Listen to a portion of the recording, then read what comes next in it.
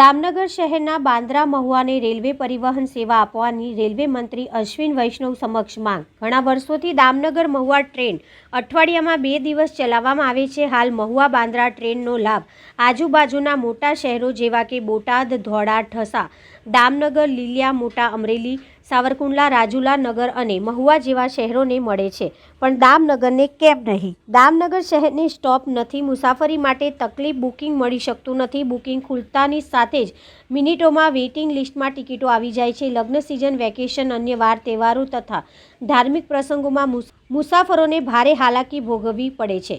દામનગરથી માત્ર 7 કિલોમીટરના અંતરે સુપ્રસિદ્ધ યાત્રાધામ શ્રી ભૂરખિયા હનુમાન મંદિર સૌથી મોટા સેવક વર્ગ મુંબઈથી દર્શન માટે આવતા હોય છે, જેથી દામનગર શહેરને આ ટ્રેનનો સ્ટોપ આપવાથી તમામ યાત્રિકોને અને હીરા ઉદ્યોગ ક્ષેત્ર મોટું ઉદ્યોગ સેન્ટર છે, જે ખૂબ જ વધુ પ્રમાણમાં જીનિંગ મિલો, ઓઇલ મિલો હોય છે, તેમજ આજુબાજુના 30થી ગ્રામ્ય વિસ્તારના લોકો દામનગરથી મુસાફરી કરી શકે, લોકોને ધંધા, વેપાર, બિઝનેસ માટે રેલવે પરિવહન સુવિધા મળે।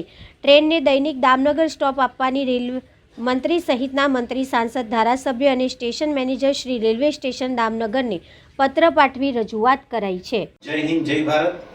ભારતની વિશિષ્ટતા ધરાવતી ભારતીય રેલની અંદર દામનગરના રાજકીય, બિન રાજકીય, વેપારીની સલાહકાર સમિતિ જે બનાવેલી છે, એ સંદર્ભમાં એ સલાહકાર સમિતિ આજે સાહેબશ્રીની મુલાકાત લીધી અને દામનગરની જે વિવિધ પરિસ્થિતિ છે, સમસ્યા છે, લોકોને સુખ સગવડ અને સુવિધા વધુ કેમ મળી રહે એના માટેની જુદી જુદી રજૂઆતો કરી। એમાં બાંદ્રાની જે ટ્રેન છે એ અઠવાડિયામાં 2 દિવસ ચાલે છે, તો એને ડેઇલી કરવામાં આવે અને દામનગરની ઘણા જ સમયથી માંગ છે કે ટ્રેનને દામનગરમાં સ્ટોપેજ આપવામાં આવે, એની પણ રજૂઆત કરી।